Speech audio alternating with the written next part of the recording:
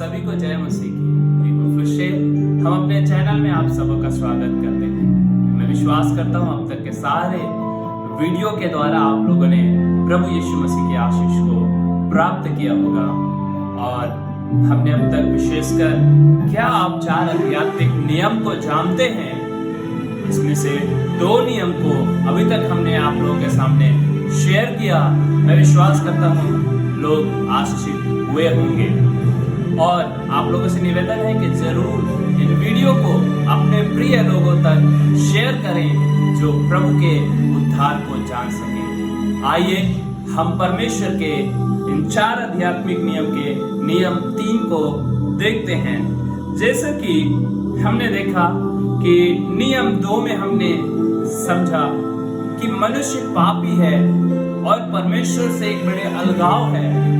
सो कैसे हम परमेश्वर के साथ जुड़ सकते हैं, उससे मेल कर सकते हैं, इस बात को नियम 3 के द्वारा हम लोग देखेंगे। नियम 3 कहता है यीशु मसीह ही मनुष्य के उद्धार के लिए परमेश्वर से दिया हुआ एकमात्र साधन है।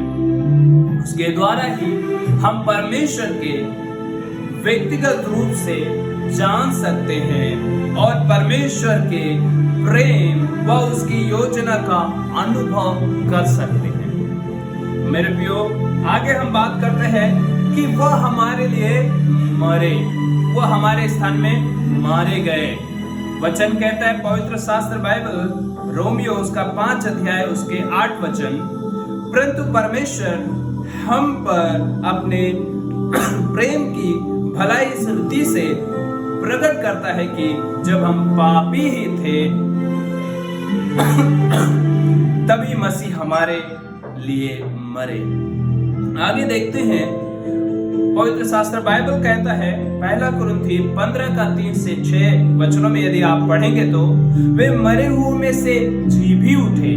वचन कहता है मसीह हमारे पापों के लिए मर गए, वे गाड़े गए और पवित्र शास्त्र के अनुसार तीसरे दिन जी भी उठे और कैफा को तब 12 को दिखाई दिए, फिर 500 से अधिक भाइयों को एक साथ दिखाई दिए।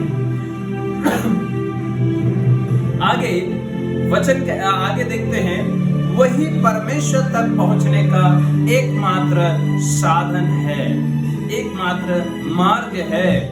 यीशु ने उनसे कहा मार्ग और सत्य और जीवन मैं ही हूँ, बिना मेरे द्वारा कोई पिता के पास नहीं पहुंच सकता। यूहन्ना उसका 14 अध्याय उसके 16 वचन इस प्रकार से हमें कहता है।